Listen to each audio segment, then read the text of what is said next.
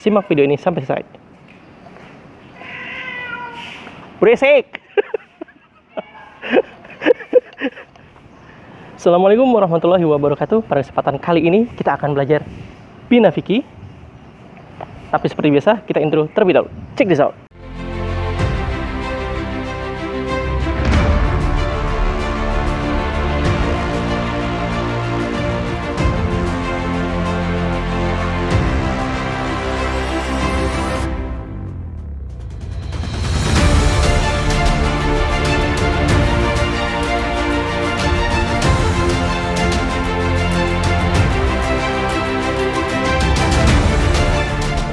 Sebelum mulai pelajaran, ada baiknya kita membaca doa terlebih dahulu. Berdoa dimulai. Bismillahirrahmanirrahim. Rabbi zidni ilman warzuqni fahman. Ya Allah, enrich me knowledge and good comprehension.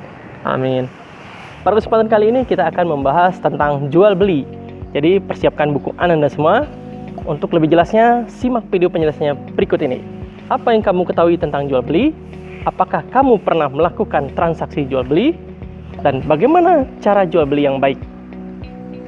Jangan kemana-mana, kita lanjut. Kegiatan jual beli sebenarnya sering kita jumpai. Bahkan kamu sendiri hampir setiap hari melakukannya. Membeli jajanan di warung atau di kantin sekolah merupakan contoh kegiatan membeli, dan bagi orang yang menjajakan makanan yang kamu beli adalah contoh kegiatan menjual. Jual beli juga dapat dilakukan di pasar-pasar, baik pasar tradisional maupun pasar modern. Di sana kamu dapat lihat kegiatan atau transaksi jual beli. Barang yang diperjualbelikan juga beraneka ragam, mulai dari bumbu dapur, sayur mayur, buah-buahan, pakaian, bahkan barang-barang mewah seperti mebel, alat-alat elektronik, dan kendaraan bermotor. Ya. Nah, jika kita hendak melakukan jual beli, jangan lupa kita harus melakukannya berdasarkan syariat Islam.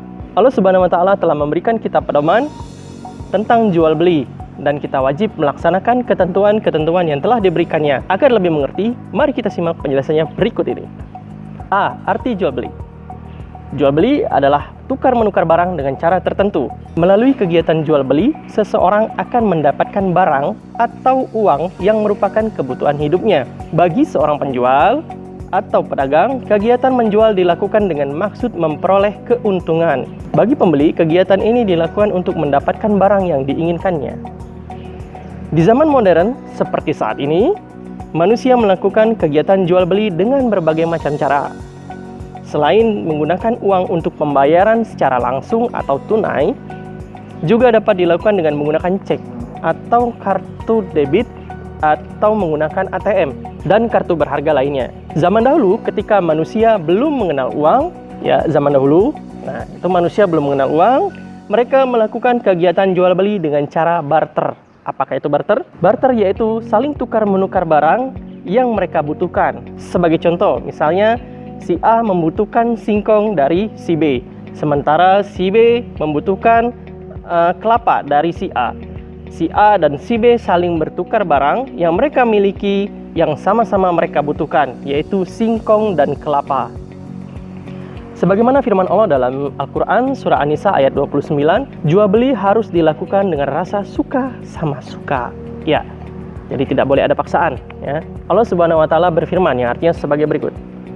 Wahai orang-orang yang beriman, janganlah saling memakan harta sesamamu dengan jalan yang batil atau tidak benar, kecuali dalam perdagangan yang berlaku atas dasar suka sama suka di antara kamu. Berdasarkan ayat tersebut, diterangkan bahwasanya untuk memperoleh suatu barang dihalalkan dengan cara jual beli agar kita tidak saling merugikan. Allah Subhanahu wa Ta'ala juga telah membuat ketentuan-ketentuan dalam jual beli supaya manusia mendapatkan kemaslahatan di dalam hidupnya. B. Hukum jual beli. Hukum jual beli di dalam syariat Islam adalah halal. Berarti Allah Subhanahu wa Ta'ala memperbolehkan adanya transaksi jual beli. Hal tersebut tentunya adalah semata-mata untuk kemaslahatan umat manusia. Sebagaimana Allah Subhanahu wa Ta'ala berfirman dalam surah Al-Baqarah ayat 275 yang artinya sebagai berikut. Allah telah menghalalkan jual beli dan mengharamkan riba. C. Rukun jual beli. Rukun adalah sesuatu yang harus ada dalam suatu kegiatan. Jadi jika kurang satu saja dari rukun ini, maka kegiatan tersebut dianggap tidak sah. Ya, jadi batal ya. Jadi rukun ini harus dipenuhi. Adapun rukun jual beli yaitu sebagai berikut. 1. Penjual, yaitu orang yang menjual barang. 2. Pembeli, yaitu orang yang membeli barang. 3. Barang yang diperjualbelikan. 4. Alat untuk menukar dalam kegiatan jual beli atau harga. 5. Ijab kabul, yaitu ucapan perjanjian jual beli. Jadi jika kurang rukun salah satu dari rukun ini, maka kegiatan jual beli tersebut dianggap tidak sah dan batal ya. Ada pembeli, ada barang, ada uang, ada ijab kabul, tapi tidak ada penjual, ya tidak sah. Apa yang mau dijual kalau tidak menjualnya ya? Ya, berikutnya juga sama seperti itu ya.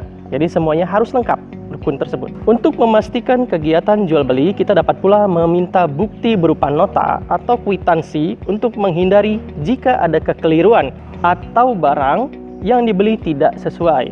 Kita dapat menukar atau mengembalikan kepada si penjual. Jual beli selain dilakukan dengan cara tunai, dapat juga dilakukan dengan cara mencicil.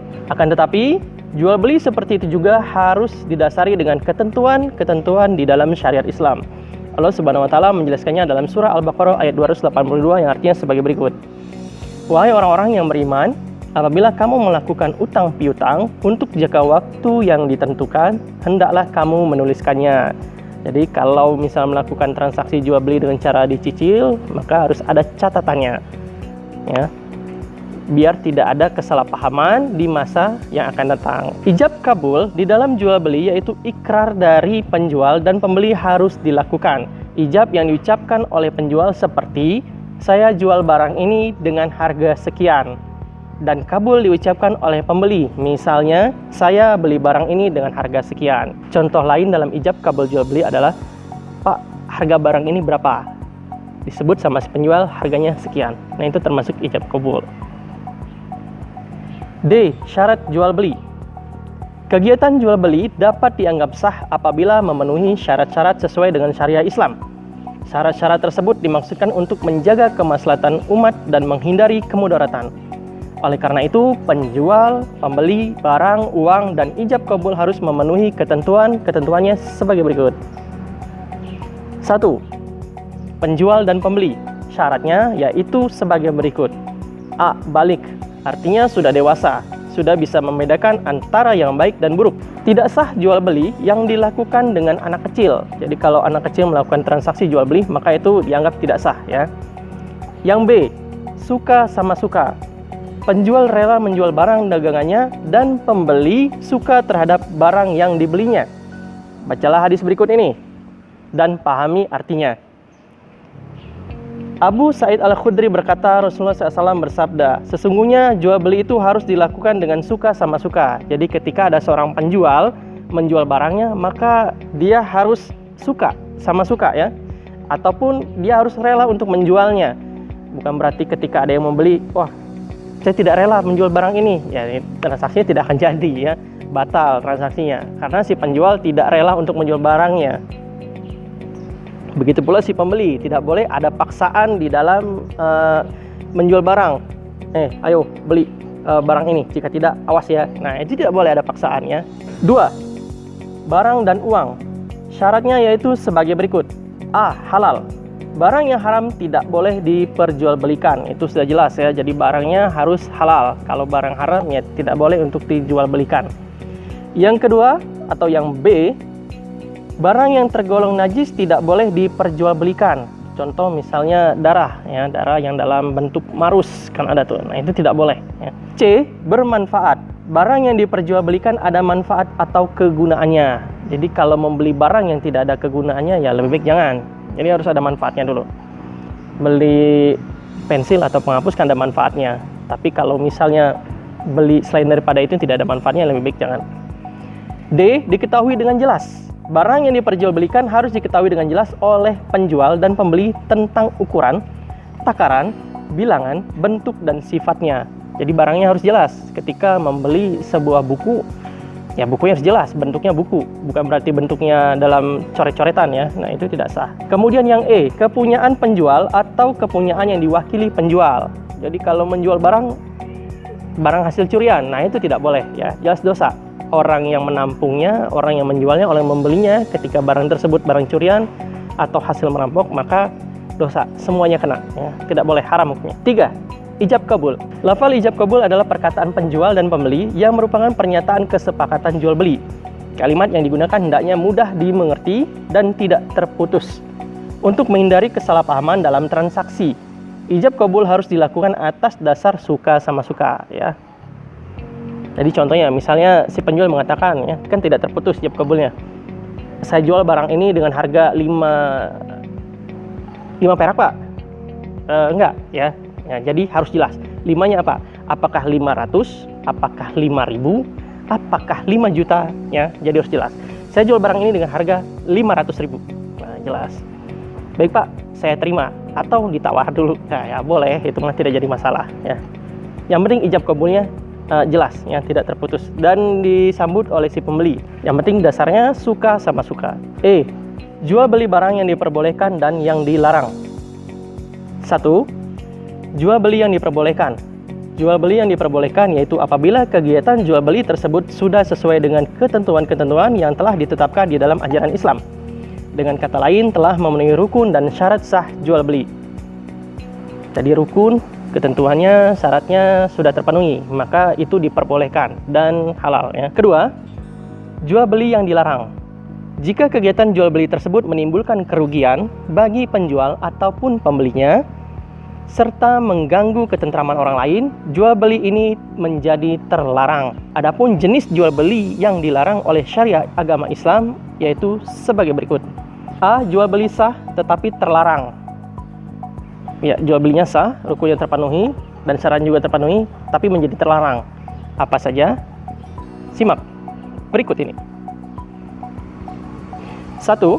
Jual beli yang dilakukan pada waktu sholat Jumat. Sebagaimana Allah Subhanahu wa taala menjelaskan di dalam surah Al-Jumu'ah ayat 9 yang artinya sebagai berikut.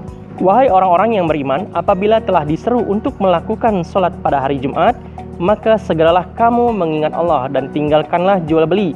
Yang demikian itu lebih baik bagimu jika kamu mengetahui. Jadi ketika waktu sudah masuk sholat Jumat, maka tinggalkan jual beli.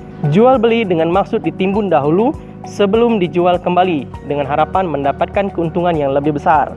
Sebagai contohnya adalah beberapa waktu yang lalu, yang ketika awal-awal masa pandemi, ya. Nah, orang banyak menimbun masker, ya. Ketika sebagian masyarakat atau sebagian orang membutuhkan masker tersebut, ini ada nih oknum-oknum yang tidak bertanggung jawab. Mereka membeli atau memborong masker kemudian ditimbun. Setelah maskernya langka, lalu dijual dengan harga yang sangat tinggi atau mahal. Nah, itu tidak boleh, ya. Itu sama saja menzalimi orang lain. 3. Membeli barang dengan menghadang di jalan atau sebelum sampai di pasar sehingga penjual atau pembeli belum tahu harga yang di pasar, ya. Jadi tidak boleh ketika ada pedagang baru ngambil dari kebunnya lalu kita hadang. Pak, ini saya beli nih. Nah, itu tidak boleh. Jadi tunggu dulu sampai di pasar, nah itu baru boleh. Kemudian yang keempat, membeli barang yang sudah dibeli orang lain padahal masih dalam masa khiyar atau perjanjian memilih. Perhatikan hadis Rasulullah SAW sebagai berikut. Ibnu Umar berkata, Rasulullah SAW bersabda, janganlah seseorang di antara kalian menjual di atas jualan saudaranya. Sebagai contoh, misalnya si A sedang lagi tawar-menawar sebuah buku, ya. Tiba-tiba si B masuk. Nah, si A ini masih tawar-menawar. Ya, si B langsung ngomong, ya udah Pak, saya ambil buku ini dengan harga sekian. Nah, itu tidak boleh, ya. Selesaikan dulu transaksi antara si A dan si penjual. Jika memang tidak ada kesepakatan, maka si B boleh untuk mengambil barang tersebut. Kelima, menjual barang dengan cara menipu timbangan atau ukuran sehingga menimbulkan kerugian bagi pembelinya. Nah, ini banyak juga oknum, ya, oknum para pedagang yang mengurangi takaran timbangannya. Ketika dibeli di tempat penjualan, harganya pas sekilo, tapi pas sampai di rumah ditimbang lagi kurang. Nah, itu tidak boleh, hati-hati, nanti mendapatkan ancaman dari Allah Subhanahu wa taala. Keenam, jual beli barang untuk maksiat atau untuk kejahatan seperti untuk mencuri atau merampok. Membeli sebuah obeng untuk mencuri motor atau membobol rumah. Nah, tidak boleh. Itu dosa, haram hukumnya. 7. Jual beli barang hasil maksiat atau hasil kejahatan seperti hasil curian dan hasil merampok.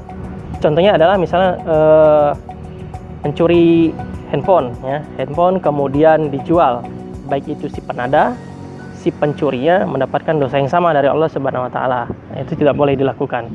B. Jual beli yang tidak sah dan dilarang karena kurang syarat atau rukunnya, yaitu sebagai berikut.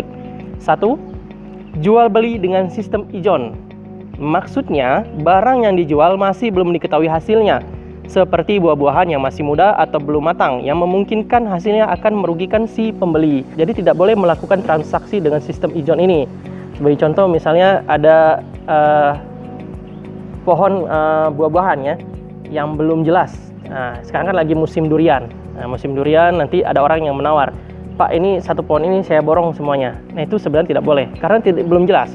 Bisa jadi nanti pohon tersebut terkena suatu penyakit, akhirnya tidak menghasilkan buah, ataupun malah berbuah banyak. Nah, jadi kan rugi si pembelinya ketika pohon tersebut tidak berbuah dengan banyak, ataupun malah akhirnya mati, dan kejadian lain sebagainya. Yang kedua, ketika buahnya berbuah banyak, ya kan, seharusnya si penjual bisa mendapatkan keuntungan, ini malah jadinya rugi. Ya, tidak boleh dengan sistem seperti ini. Ini dilarang dalam Islam. Yang kedua, jual beli anak hewan ternak yang masih di dalam kandungan karena dikhawatirkan anak hewan tersebut tidak hidup. Jadi kalau misalnya ada kambing ataupun sapi yang hamil lalu mau dijual, itu tidak boleh dibeli. Ya, karena kan tidak tahu lahirannya apakah nanti selamat atau tidak. Nah, itu tidak boleh ya. Islam itu harus jelas ya.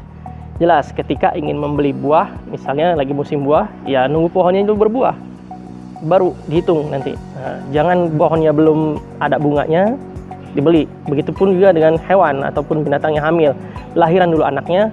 Kalau misalnya mau dijual atau mau dibeli, ya lakukan transaksi ya, seperti itu ya. Tidak boleh ketika lagi hamil langsung dibeli, tidak boleh. Ketiga, jual beli barang yang belum ada di tangan. Maksudnya barang yang dijual itu masih berada di tangan penjual pertama dan belum diterima oleh pembelinya. Jadi banyak nih yang seperti ini sekarang. Jadi kayak semacam lempar lagi ya, pura-pura menjadi penjual, sementara barangnya tidak ada di tangannya sendiri. Bro, sis, barangnya berapa nih? Bagus. Oh ya, ini harganya sekian. Ya, cek dulu. Nah, ternyata tidak ada barangnya. Barangnya nggak ada, apa yang mau dijual ya. Itu tidak boleh. Jadi harus lengkap dulu, barangnya harus ada, baru dijual. Jangan ketika barangnya tidak ada, berani menjual. Hati-hati. Selain tidak sah, juga dilarang ya dalam Islam. Jadi jangan menjual barang yang tidak ada, yang belum ada di tangan. Keempat, jual beli benda najis seperti minuman keras, babi, dan bangkai. Oh, ini udah jelas. F. Barang-barang yang haram diperjualbelikan. Jual beli bisa menjadi terlarang apabila menjual atau membeli barang-barang yang diharamkan, seperti 1. Barang-barang yang haram zatnya, misalnya minuman keras dan obat-obatan yang terlarang atau narkoba dan sejenisnya. Nah, itu tidak boleh, jelas ya. Yang kedua, barang hasil curian, mau apapun itu tidak boleh ya. Baik si penada, penjual maupun pembeli, maka akan mendapatkan dosa yang sama di depan Allah Subhanahu wa taala. 3. Barang yang tergolong najis, seperti tas kulit babi, tas kulit anjing dan sebagainya. Tas kulit buaya, tas kulit ular, ya, hati-hati ya, tidak boleh. Kemudian ada juga yang menjual ada yang menjual parfum dari urinnya ya, nah itu tidak boleh. Buat apa sih menjual parfum dari urin ya? Dan ada juga yang mau membeli. Aneh. 4. Barang yang digunakan untuk maksiat dan kejahatan. 5.